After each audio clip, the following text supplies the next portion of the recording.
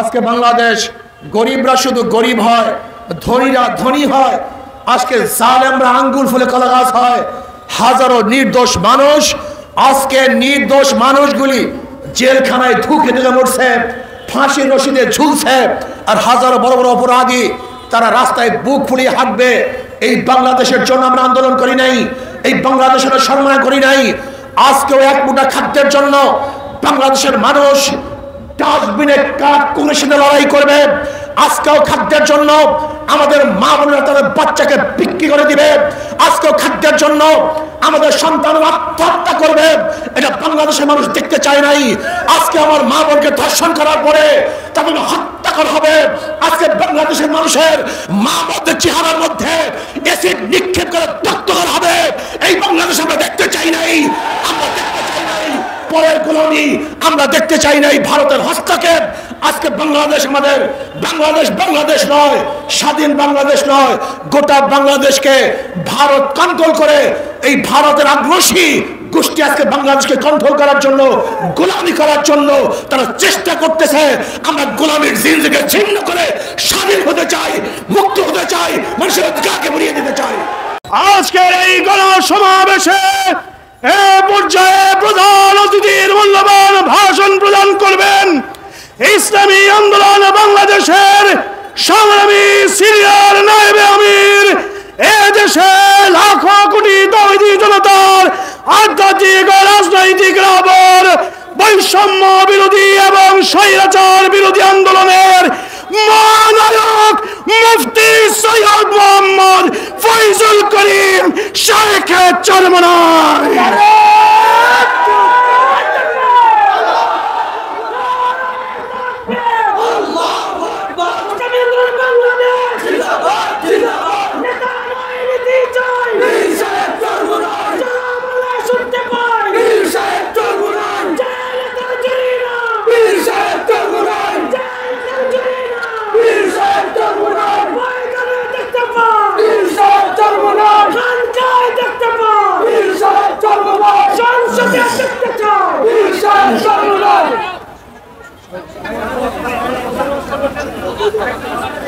আসসালামু আলাইকুম ওয়া রাহমাতুল্লাহি ওয়া বারাকাতুহু।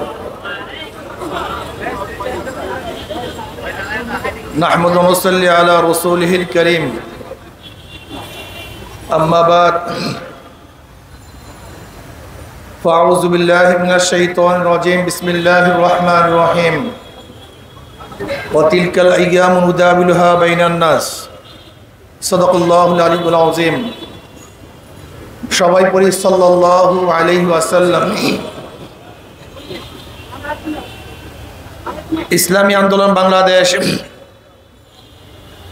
সিলেট জেলা ও মহানগর শাখা কর্তৃক আয়োজিত আজকে এই গণসমাবেশের সম্মানিত সভাপতি, সেরে তাজ শ্রদ্ধাভাজন ওলামায়ে কেরাম, সর্বস্তরের ইসলাম প্রিয় দেশপ্রিয় ভাইয়ের আমার,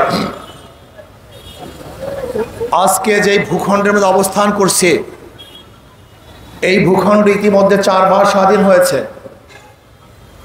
আপনারা জানেন 200 বছর ব্রিটিশ এদের শোষণ করেছিল। ব্রিটিশদের বিরুদ্ধে মুসলমানরাই প্রথম আন্দোলনের সূচনা করেছিল। সেই আন্দোলনের ভিত্তিতে এই ব্রিটিশ এদেশ থেকে ভাগতে বাধ্য হয়েছিল। আমরা প্রথম স্বাধীনতা অর্জন করেছিলাম, ভেবেছিলাম এবার বৈষম্য দূর হবে, বৈষম্য থাকবে না। কিন্তু আমরা কি দেখলাম? সংখ্যাগরিষ্ঠ হিন্দুরা মুসলমানদের সাথে বৈষম্য করছে, তাদের অধিকার রক্ষা করছে না। আবার মুসলমান আন্দোলন শুরু করেছে আলাদা ভূখণ্ডের জন্য, স্বতন্ত্র এক দেশের জন্য। মুসলমানদের ইসলামের ভিত্তিতেই 47-এ আবারও আমরা একটা দেশ স্বাধীন করেছিলাম। সেই দেশের নাম পাকিস্তান। মনে রাখতে হবে যে পাকিস্তান স্বাধীন হয়েছিল একমাত্র মুসলমানদের কারণে, ধর্মভিত্তিক স্বাধীন হয়েছিল, অন্য কোনো কারণে নয়। কাজে দেশ মুসলমানদের দেশ, অধিকার সবার। সবাইকে মনে রাখতে হবে দেশ মুসলমানদের অধিকার সবার। রোড করেছে আমি, হাঁটার অধিকার সবার। প্রতিষ্ঠান করেছে আমি, পড়ার অধিকার সবার।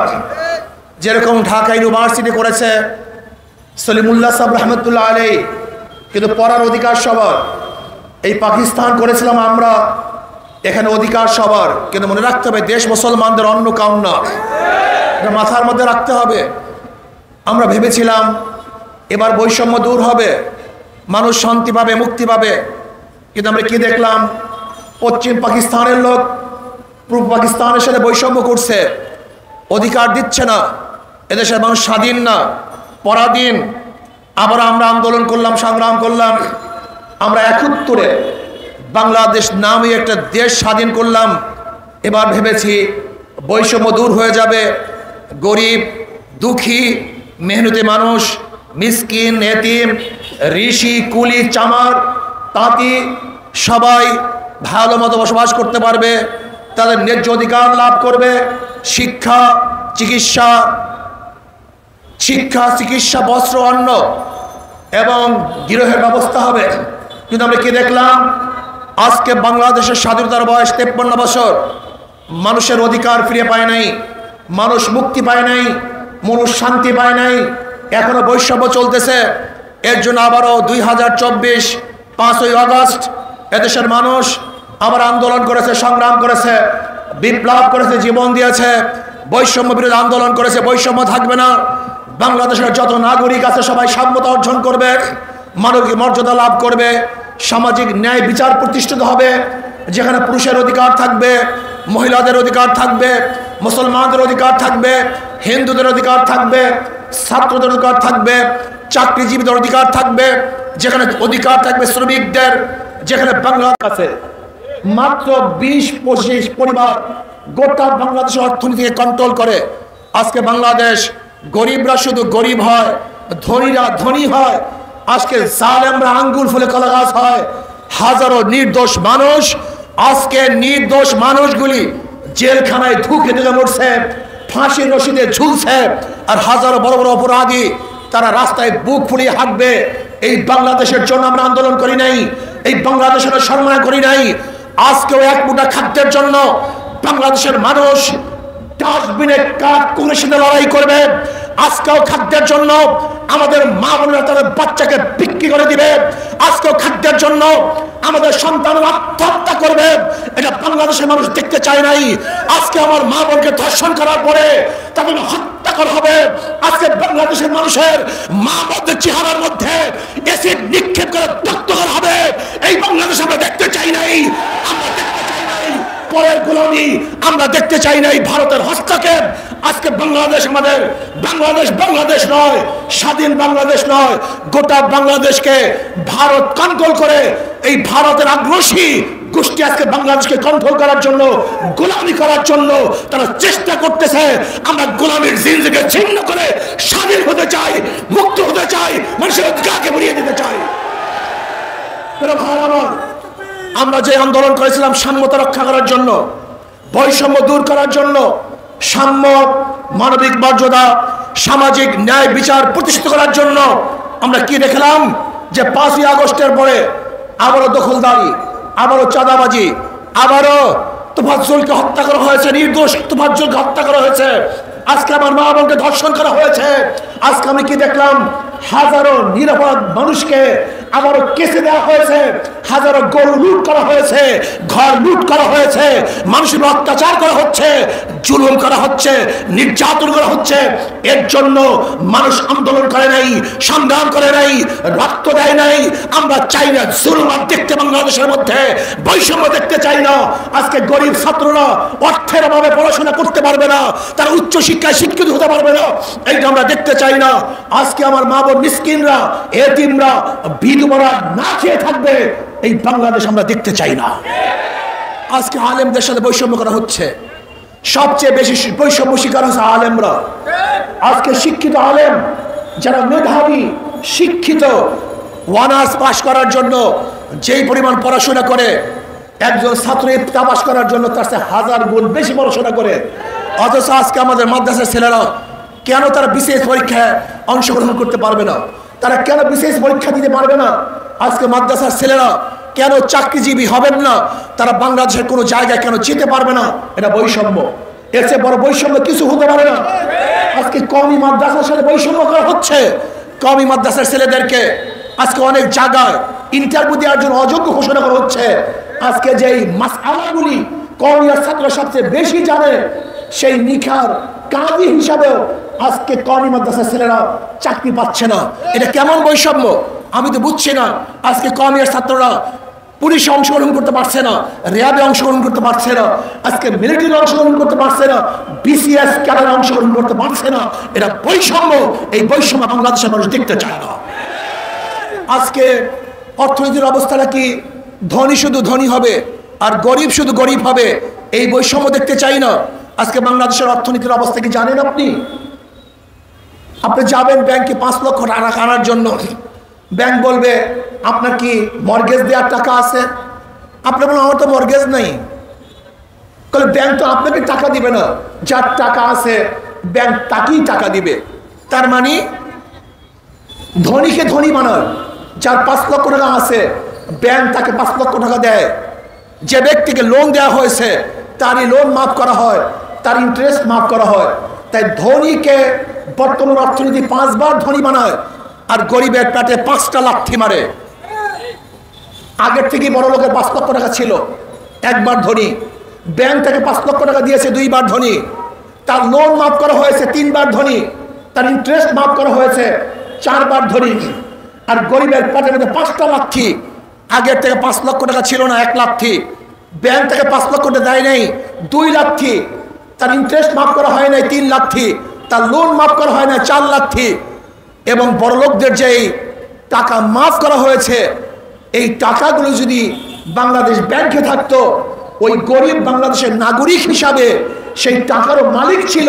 কিন্তু বড় লোকদেরকে লোন মাফ করার কারণে গরিবের পেটের মধ্যে 8 লাথি, মোট 5 লাথি। বর্তমান অর্থনীতি গরিবকে গরিব বানায় আর ধনীকে ধনী বানায়। আর ইসলামী অর্থনীতি হলো গরিবকে ধনী বানায় আর ধনীদেরকে সাম্য রাখে, সমান রাখে। যেমন জাকাত কাদের জন্য? গরিবদের জন্য। ওসর কাদের জন্য? গরিবদের জন্য। ফিতরা কাদের জন্য? গরিবদের জন্য। দান কাদের জন্য? গরিবদের জন্য। মানব কাদের জন্য? গরিবদের জন্য। ইসলামী অর্থনীতি, গোটা অর্থনীতি গরিবদের জন্য। অথচ কপাল পরা গরিবরা ইসলামকে ফলো করে না, ইসলামী অর্থনীতি বাস্তবায়ন করতে চায় না। আমি চ্যালেঞ্জ দিয়ে বলতে পারি, যে ইসলামী অর্থনীতি বাংলাদেশে বাস্তবায়ন হয়, আগামী 5-10 বছর পরে একজন গরিব সীমার, দরিদ্র সীমার নিচে থাকবে না, সব দরিদ্র সীমার উপরে চলে যাবে।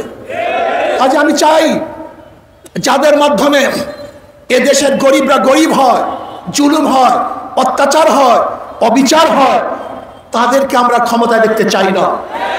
যারা 5ই আগস্টের পরে লুট করছে, চাঁদাবাজি করছে, এদেরকে আমরা দেশের মধ্যে ক্ষমতায় দেখতে চাই না।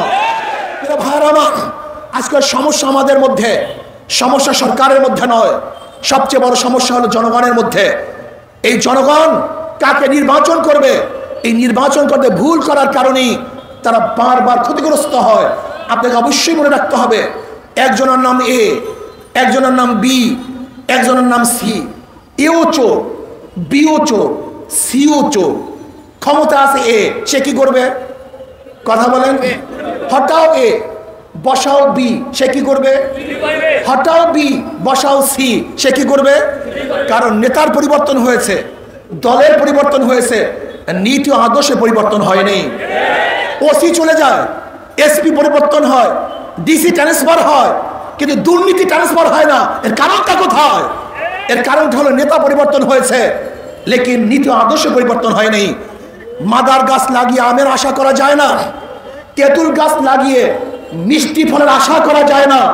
চোরের মাধ্যমে চোর মুক্ত দেশ গড়া যায় না, ধর্ষকের মাধ্যমে ধর্ষক মুক্ত দেশ করা যায় না, দুর্নীতির মাধ্যমে দুর্নীতি মুক্ত দেশ করা যায় না।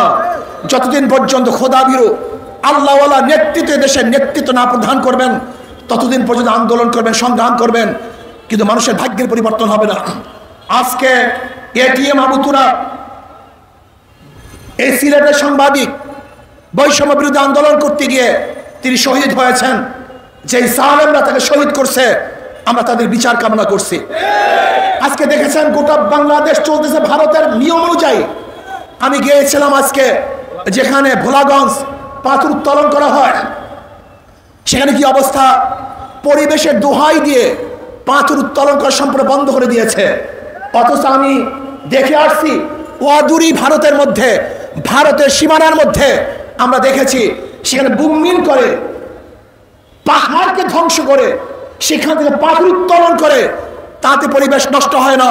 অথচ আমাদের দেশের কিছু ভারতের দালালরা পরিবেশের দোহাই দিয়ে আমাদের দেশের হাজার হাজার হাজার হাজার কোটি কোটি টাকা আজকে তারা নষ্ট করে ফেলেছে। অথচ বিদেশ থেকে, ভারত থেকে পচা পাথর আমি নিজে দেখে আসছি, যেখানে মাটি মাখা খুব পচা মানের পাথর, নিম্নমানের পাথর তারা নিয়ে আসছে। অথচ আমাদের দেশের খনিজ, আমাদের দেশের পাথর আমরা তুলতে পারছি না। আমি অন্তর্বর্তী সরকারকে বলবো, আমি মনে করি যারা পরিবেশের দোহাই দিয়ে পাথর উঠানোকে বন্ধ করেছেন, তারা এদেশের চিন্তা ভাবনা লালন করেন না, তারা ভারতের চিন্তা ভাবনা লালন করেন। তাদের মেজাজ মন এই দেশের মেজাজ মন নয়, তারা ভারতের মেজাজ এবং মন নিয়ে বসবাস করতেছেন। কাজে আমি অন্তর্বর্তী সরকারকে বলবো, অচিরেই আমাদের দেশের পাথর উঠাবার ব্যবস্থা করে দেন।